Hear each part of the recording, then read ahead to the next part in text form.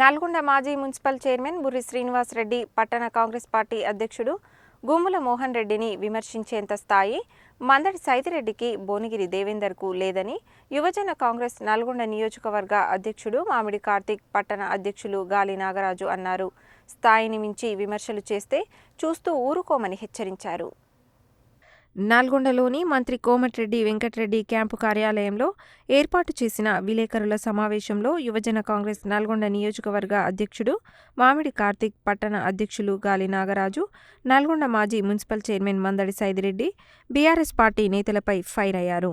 మందడి సైదిరెడ్డి ఆయన పనిచేసిన 4 సంవత్సరాలు నల్గొండ పట్టణ ప్రజలు ఎవరూ మున్సిపల్ చైర్మన్గా గుర్తించలేదని, కంచర్ల భూపాల్ రెడ్డి డ్రైవర్గా మాత్రమే తెలుసని ఎద్దేవా చేశారు. నల్గొండ మాజీ మున్సిపల్ చైర్మన్ బుర్రి శ్రీనివాస్ రెడ్డి పట్టణ కాంగ్రెస్ పార్టీ అధ్యక్షుడు గుమ్మల మోహన్ రెడ్డిని విమర్శించేంత స్థాయి మందడి సైదిరెడ్డికి భువనగిరి దేవేందర్కు లేదన్నారు. తమ నాయకులు రాజకీయాలలోకి వచ్చినప్పుడు వాళ్ళు నిక్కర్లు కూడా వేసుకోలేదన్నారు. నల్గొండలో జరిగిన అభివృద్ధి కానీ, ప్రస్తుతం చేస్తున్న అభివృద్ధి కానీ మంత్రి కోమటిరెడ్డి వెంకటరెడ్డి వల్లనేనని స్పష్టం చేశారు. స్థాయిని మించి విమర్శలు చేస్తే చూస్తూ ఊరుకోమని హెచ్చరించారు. 10 సంవత్సరాలు అధికారంలో ఉండి ఏమీ చేయలేక ఇప్పుడు ఇష్టం వచ్చినట్టుగా మాట్లాడుతున్నారని విమర్శించారు. ఈ సమావేశంలో రేగట్ట లింగస్వామి గౌడ్, యూత్ కాంగ్రెస్ నాయకులు తదితరులు పాల్గొన్నారు. నల్గొండ మాజీ ఎమ్మెల్యే డ్రైవర్ మళ్ళీ మున్సిపల్ చైర్మన్ అయ్యాడు మందడి సైదిరెడ్డి గారికి హెచ్చరిక. మందడి సైదిరెడ్డి గారు మా ప్రియతమ నాయకుడు కోమటిరెడ్డి వెంకటరెడ్డి గారిని విమర్శించే స్థాయి నీది కాదు, ఆ వయసు కూడా నీకు లేదు. మా నాయకుడు రాజకీయంలోకి వచ్చినప్పుడు నువ్వు ఇంకా పుట్టలేదు. 1986లోనే ఆయన ఎన్ఎస్యుఐ రాష్ట్ర కార్యదర్శి, అప్పుడు నువ్వు పుట్టలేదు. అలాంటి వ్యక్తిని నువ్వు విమర్శిస్తున్నావు. ఈరోజు నువ్వు గత ప్రభుత్వంలో ఎమ్మెల్యే గారమ్మటి ఆవమ్మటి దూడపోయినట్టు నువ్వు పోయేది. నువ్వు చైర్మన్వా లేకపోతే ఆయన డ్రైవర్వా కూడా ఎవరికి నల్గొండలో అర్థం కాలే. నువ్వు ఒక మున్సిపల్ చైర్మన్గా ఒక టర్మ్ చేసినావు అనే ఉన్నవా, నీ పేరు కూడా నల్గొండలో ఎవరికి తెలియదు.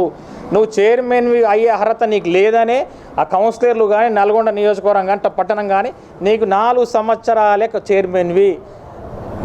దేశ చరిత్రలోనే 4 సంవత్సరాల చైర్మన్ ఎవరైనా ఉన్నారంటే అది నువ్వు ఒక్కనివే. ఇప్పటికైనా సిగ్గు తెచ్చుకొని మా ప్రియతమ నాయకుడు కోమటిరెడ్డి వెంకటరెడ్డి గారు కానీ, మా నాయకులు బుర్రి శ్రీనివాసరెడ్డి, గుమ్మల మోహన్ రెడ్డి, అబ్బగోన్ రమేష్ గురించి కానీ నువ్వు మాట్లాడడం మానేయి. నీ స్థాయి మా యూత్ కాంగ్రెస్ స్థాయి నీకు, నువ్వు పెద్ద లీడర్ ఏం కాదు. మా ఆనంద్ రెడ్డి కన్నా నువ్వు డిగ్రీల జూనియర్వి. నువ్వు మా నాయకుల గురించి మాట్లాడే అర్హత నీకు లేదు. ఇప్పటికైనా అర్థం చేసుకొని పని చేసుకో. స్థానాలు గెలిచారు, మీరు 20 స్థానాలు గెలిచి మేము 20 స్థానాలు గెలిచినాం. నువ్వు చేసింది గిట నువ్వు చైర్మన్ అయినావంటే అది ఎవరు, అది ఎమ్మెల్సీలని ఓట్లు పెట్టుకొని ఇంకా అందరు ఓట్లు పెట్టుకొని చైర్మన్ అయినావు. నువ్వు మా అన్న గురించి మా వాళ్ళ గురించి మాట్లాడే స్థాయితే నీది కాదు. ఇంకో విషయం కూడా చెప్తాను, గుర్తుపెట్టుకో.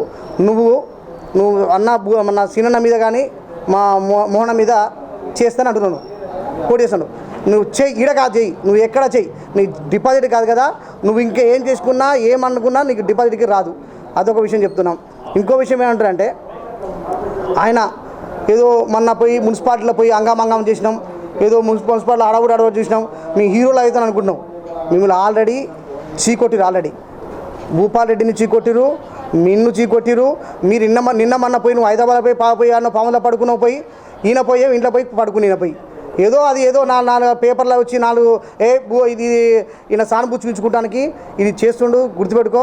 ఇంకోసారి మా ప్రియతమ నాయకుల్ని కోమటి వెంకటరెడ్డి కానీ, మా అన్న బురిసినన్న కానీ, గుమ్మల రెడ్డి కానీ, మా పార్టీ కార్యకర్తల మీద కానీ మీరు ఇక మీదట ఏదైనా చేస్తే మాత్రం మేము ఖబర్దార్ ఊరుకోము. ఇక మీందరూ చూసుకో. నువ్వు అనుకుంటేమో మీకు ఎవరైనా వస్తాం, మా కార్తీక్ అన్నట్టు యూత్ కాంగ్రెస్ ముందర ఉంటుంది. మేము అధికారం లేనప్పుడు కూడా యూత్ కాంగ్రెస్ చాలా కార్యక్రమాలు చేసినాం. ఇక మీదట మీ కార్యక్రమాలు చేస్తామని సమూహంగా తెలియజేస్తున్నాం. లక్ష రూపాయలు తీసుకొని లక్షన్నర తీసుకున్నాడు మహాత్మా గాంధీ యూనివర్సిటీలలో క్యాంటీన్లు తీసుకున్నాడు. ఈయనతో పాటు రావుల శ్రీనివాస్ రెడ్డి ఉండు.